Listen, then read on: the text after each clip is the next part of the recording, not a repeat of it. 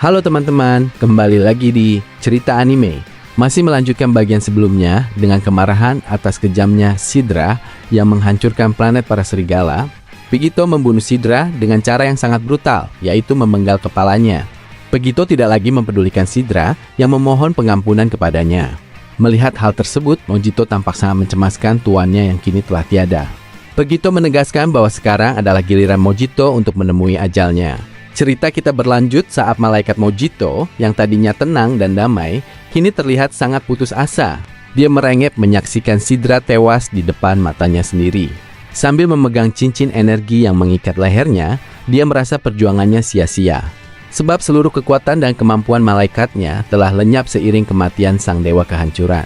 Sementara itu, Ultra Pegito tetap melayang di udara, menatap jasad Sidra yang masih menyemburkan darah dari lehernya.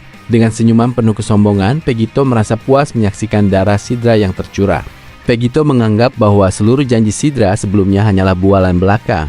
Pegito kemudian mengangkat tangannya, bertekad untuk segera mengakhiri segalanya dengan melenyapkan jasad Sidra selamanya. Pegito mengucapkan salam perpisahan pada Sidra yang telah menimbulkan banyak kekacauan bagi orang-orang tak berdosa. Meninggalkan Mojito yang kini tak lagi memiliki kekuatan, Pegito yang masih mengangkat tangannya langsung berteriak Hakai. Ultra Pegito menyerukan kata-kata terakhir bagi para dewa, membunuh mereka menggunakan teknik mereka sendiri untuk melempar mereka ke dalam kehampaan. Seketika itu juga, tubuh Sidra yang telah terpenggal hancur menjadi partikel debu dan sirna. Bagaikan istana pasir yang runtuh, dewa kehancuran alam semesta ke-9 kini tak lebih dari sekadar kenangan. Melihat hal itu, Mojito tampak sangat terpukul dan tak bisa menerima kenyataan. Dia merasa telah gagal menjaga Sidra karena tidak mampu menyelamatkannya.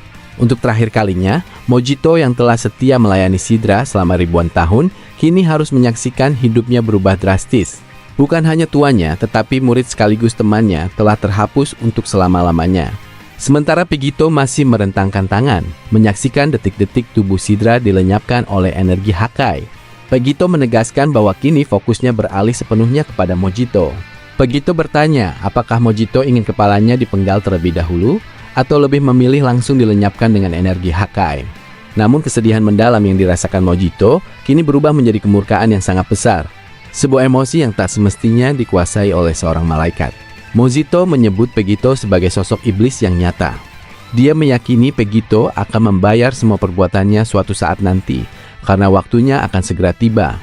Saat Daishinkan hadir, itu akan menjadi menit-menit terakhir bagi hidup Pegito atas segala tindakan kejamnya pada para dewa. Pegito akan menanggung balasannya sepanjang ribuan tahun kehidupan. Mendengar ancaman tersebut, Pegito justru semakin bersemangat dan tidak terganggu sedikit pun. Pegito membalas bahwa dia tidak peduli dengan segala ucapan Mojito. Jika Pegito berada di posisi Mojito, dia akan menyampaikan kata-kata terakhir yang lebih positif daripada sekadar cercaan. Pegito meminta Mojito untuk menikmati kehampaan dan menyebutnya sebagai sosok yang lemah. Pegito kembali mengangkat tangannya, bersiap menghancurkan Mojito kapan saja dan mematahkan kepalanya seperti yang terjadi pada Sidra. Pegito melemparkan senyuman congak untuk membuat suasana semakin mencekam. Namun secara mengejutkan, sesuatu yang tidak terduga terjadi. Wajah Pegito mendadak dipenuhi rasa terkejut saat darah mulai mengalir deras dari bahu kirinya. Ternyata, tangan kiri Pegito telah terpotong hingga buntung tanpa sempat dia cegah sedikit pun. Serangan mematikan tersebut rupanya dilakukan oleh seorang malaikat bernama Kusu, mantan pengawal Rumsi. Entah bagaimana, Kusu bisa melakukannya, padahal dia seharusnya juga kehilangan kekuatan sejak Rumsi tewas. Pegito tidak mampu menahan rasa terkejut dan menahan rasa sakit luar biasa akibat kehilangan tangan kirinya. Kusu menampakkan dirinya di hadapan Pegito, sosok yang sebelumnya tidak pernah terlihat sejak pertarungan melawan dewa kehancuran alam semesta ke-10. Dia menegaskan bahwa penyesalan adalah kesalahan yang diabaikan dan menjadi sumber kehidupan. Kusu bertekad merebut kembali seluruh cincin waktu yang dikenakan Pegito, bahkan jika harus memotong tangannya sekalipun. Kini tidak ada yang bisa menghalanginya untuk melindungi seluruh saudaranya. Mojito sangat terkejut melihat kehadiran Kusu di hadapannya. Padahal sebelumnya Mojito mengira Kusu telah tewas. Dia sempat ragu apakah itu benar-benar kakak perempuannya atau sekadar ilusi terakhir sebelum kematian menghampirinya. Namun Kusu bergerak melangkah meninggalkan Pegito yang masih terpaku kaget akibat kehilangan armadanya. Kusu segera menanyakan kondisi Mojito untuk memastikan adiknya baik-baik saja. Menyadari Kusu masih hidup, Mojito tidak sanggup membendung rasa bahagianya. Kusu benar-benar hadir secara nyata di dekatnya. Saat Kusu berada di samping Mojito, dia berusaha menenangkan saudaranya yang masih memegang kalung energi di leher. Kusu menjelaskan situasi yang terjadi di alam semestanya sendiri. Dia menegaskan tidak akan pernah membiarkan adiknya tewas begitu saja. Dia menceritakan bahwa Pegito telah melenyapkan Rumsi dan bahkan membunuh 2 Kaioshin. Atas perintah Rumsi sebelumnya, Kusu diminta untuk tetap diam dan tidak boleh ikut campur. Sebagai pelayan yang setia, Kusu tentu harus mematuhi perintah tersebut. Namun setelah Rumsi lenyap, Kusu tidak sanggup lagi jika hanya menjadi penonton pasif. Kusu mengungkapkan sudah sangat lama sejak mereka bertarung bersama saat masa pelatihan bersama Daishinkan.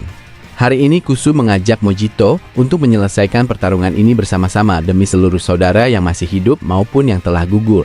Mendengar hal itu, Mojito menatap Kusu dengan penuh kebingungan. Dia tahu Pegito telah berhasil membunuh Sidra dan Rumsi. Bagaimana mungkin mereka bisa mengalahkan Pegito jika kekuatan malaikat mereka telah sirna? Sebab begitu dewa kehancuran tewas, kekuatan malaikat secara otomatis akan menghilang.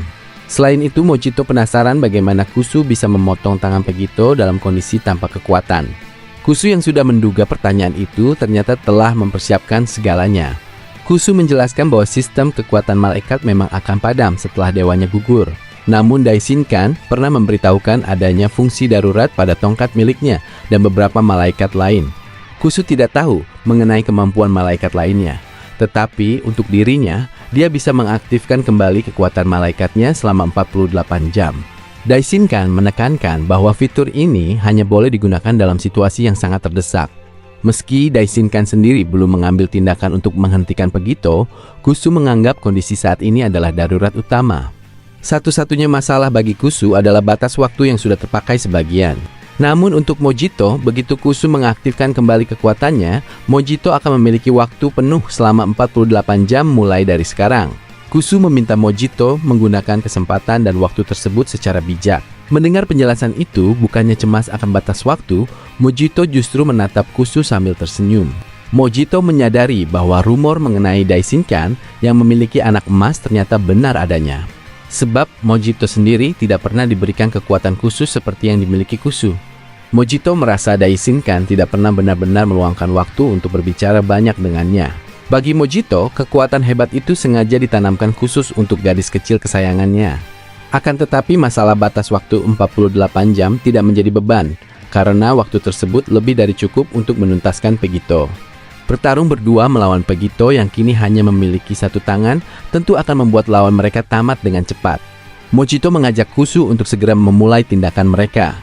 Kusu menatap dengan raut wajah serius dan meminta Mojito untuk tetap tenang. Kusu kemudian melepaskan tembakan energi meluncur cepat ke arah Mojito. Bola energi itu mengenai dan menyelimuti tubuh Mojito dalam aura ultra insting yang sangat ikonik. Hal ini membuat Mojito terperangah karena ucapan Kusu ternyata terbukti nyata. Mojito bisa merasakan seluruh energinya kembali pulih, bahkan merasa jauh lebih kuat dari sebelumnya. Bagi Mojito, hal ini benar-benar terasa luar biasa. Untuk pertama kalinya, terlihat dua malaikat kakak beradik dikelilingi aura ultra insting tingkat ilahi, bersiap menghadapi Pegito dengan kekuatan penuh. Kusu berteriak mengingatkan Mojito bahwa dia mungkin hanya memiliki sisa waktu 1 jam lagi. Demi keselamatan seluruh alam semesta, mereka harus membalaskan dendam saudara-saudara mereka yang telah gugur. Sambil menggenggam tongkatnya, Mojito menjawab bahwa dia akan menikmati momen kematian Pegito. Sementara itu, Pegito mulai merasakan rasa sakit yang membakar di bahunya, yang terus mengeluarkan darah setelah rasa terkejutnya mereda. Pegito memegang bahunya, berusaha menahan pendarahan sambil berteriak penuh amarah kepada Kusu. Pegito tidak terima Kusu telah memotong tangannya dan mengambil cincin yang ada di jari kirinya. Pegito menegaskan kembali bahwa mereka akan mati 1000 kali atas perbuatan ini. Wajah Pegito semakin dipenuhi amarah hebat yang belum pernah terlihat sebelumnya, dengan urat-urat di wajah dan matanya yang menonjol. Dengan nada mengintimidasi, Pegito menyatakan bahwa Daishinkan telah mencarinya selama 10 tahun hingga membuat Whis memutuskan mengakhiri hidupnya. Para dewa telah merenggut seluruh nyawa keluarga Pegito, membatalkan keinginan saudaranya, dan kini menghancurkan impiannya. Oleh karena itu, Pegito bersumpah akan menghukum mereka dan memaksa mereka menerima balasannya. Meski dengan satu lengan yang berdarah, Pegito langsung menyerang kedua malaikat itu dengan sangat ganas. Namun staminanya kian menurun akibat rentetan pertarungan berat yang dia jalani tanpa henti. Kedua malaikat dengan kebijaksanaan mereka menyadari kelemahan dan penurunan kondisi Pegito tersebut. Tanpa rasa takut, mereka tersenyum tenang dan sangat yakin akan memenangkan pertempuran ini. Saat Pegito mendekat, Kusu menganggap musuhnya bergerak sangat ceroboh. Pegito melepaskan pukulan berkekuatan dahsyat. Namun dengan kemampuan ultra insting, Kusu sanggup menghindarinya dengan sangat mudah. Kusu bahkan meremehkan pergerakan Pegito yang dinilainya menjadi sangat lambat. Kepercayaan diri Kusu meningkat drastis hingga raut wajahnya tampak begitu angkuh. Kusu menegaskan bahwa setelah Pegito kehilangan satu tangannya, dia tidak perlu lagi khawatir akan serangan susulan yang berbahaya. Kini giliran Kusu yang membalas serangan tersebut. Kusu mengayunkan tongkatnya ke arah Pegito dengan kecepatan dan kekuatan yang luar biasa. Sesaat Pegito tertegun menyaksikan gerakan Kusu. Pegito bertanya-tanya apakah dia bisa melakukan sesuatu untuk menghentikan tebasan tongkat tersebut, atau apakah tangannya akan terpotong lagi. Pegito mengangkat tangannya untuk menahan serangan tongkat Kusu. Dia tahu selama tidak lengah dan melapisi energinya, tangannya tidak akan terpotong untuk kedua kalinya. Namun sayangnya meski sudah menggunakan pelindung energi, Pegito tetap terpental jauh akibat kerasnya benturan tersebut. Pegito menyadari bahwa dia belum terbiasa bertarung hanya dengan menggunakan satu tangan. Dalam kondisi seperti ini, dia merasa kesulitan untuk bertanding secara maksimal. Belum selesai dia berpikir, Pegito dikejutkan oleh kehadiran Mojito yang tiba-tiba muncul dan menikamnya dari belakang. Mojito menghantamkan tongkatnya tepat di leher belakang Pegito dengan serangan keras yang sanggup melumpuhkan siapapun. Pegito terbatuk darah dan seketika kehilangan kesadarannya saat tubuhnya terlempar jauh dengan kecepatan tinggi. Sambil rambutnya terurai ke atas, Mojito merasa sangat senang karena strategi mereka berjalan sesuai rencana Kusu. Dia yakin Daishinkan akan sangat bangga melihat hasil pertarungan ini. Pegito dianggap tidak memiliki peluang saat harus menghadapi dua pengguna ultra insting secara bersamaan. Kusu membalas dengan senyuman yang semakin lebar. Baru 10 menit berlalu, tetapi mereka sudah berhasil membuat Pegito tidak berdaya dan berada di ambang kematian. Kusu menyatakan mereka masih memiliki banyak waktu untuk menyelesaikan pertempuran ini sambil bersenang-senang. Keduanya lalu meluncur bersamaan mengejar tubuh Pegito yang sudah sangat lemah. Mereka belum puas sebelum benar-benar menuntaskan kerusakan yang telah mereka timbulkan pada Pegito. Namun dengan sisa-sisa tenaganya, Pegito berhasil bangkit kembali di udara, menatap takdirnya saat kedua malaikat itu menyerbu mendekat. Dalam momen singkat yang tersisa, Pegito merasa sangat terkejut karena situasi ini di luar kendalinya. Pegito telah kehilangan terlalu banyak darah dan energi. Serangan mendadak secara bertubi-tubi telah menguras seluruh daya tahannya. Pegito kini hanya berjuang untuk bertahan hidup, dan dengan satu tangan dia merasa tidak memiliki harapan untuk menang secara langsung. Pegito terus bertanya-tanya mengenai apa yang sebenarnya sedang terjadi. Seharusnya kekuatan malaikat lenyap begitu dewa mereka tewas. Aturan itu mestinya berlaku mutlak, tetapi mengapa tidak berpengaruh pada kedua malaikat di hadapannya? Ada hal aneh yang tidak dia ketahui, sehingga Pegito memutuskan harus segera mundur untuk menyusun ulang rencananya. Namun Mojito dan Kusu sudah lebih dulu muncul di hadapannya sambil melemparkan ejekan. Mojito meminta Pegito pasrah agar dia bisa memotong satu tangan yang tersisa. Saat kedua malaikat itu lengah karena menyombongkan diri, Pegito memanfaatkan celah tersebut dengan melepaskan teknik Taioken. Cahaya menyilaukan itu seketika membutakan penglihatan kedua malaikat tersebut. Bahkan malaikat kelas atas pun tidak sanggup menghindari teknik klasik milik Tien Shinhan ini. Hal ini membuat Mojito merasa menyesal karena tidak segera menghabisi Pegito dan justru memilih untuk mempermainkannya.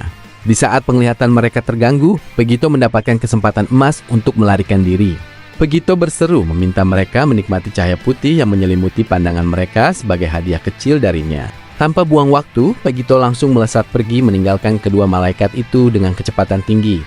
Dengan lengan yang terus meneteskan darah, Pegito tahu dia tidak boleh mengambil risiko bertarung dalam kondisi seburuk ini. Satu-satunya pilihan rasional saat ini adalah melarikan diri demi bertahan hidup. Dalam hitungan detik, Pegito mengarahkan terbangnya menuju sebuah planet asing untuk mencari tempat persembunyian yang aman. Dia harus memulihkan kondisi tubuhnya terlebih dahulu. Pegito masih memiliki beberapa cincin waktu yang tersisa di tangannya. Namun apakah Pegito akan benar-benar melarikan diri tanpa berusaha mengambil kembali tangannya yang terpotong? Dan mampukah Kusu serta Mojito melacak keberadaan Pegito sebelum luka-lukanya berhasil disembuhkan? Makin penasaran? Tonton kelanjutannya di channel Cerita Anime.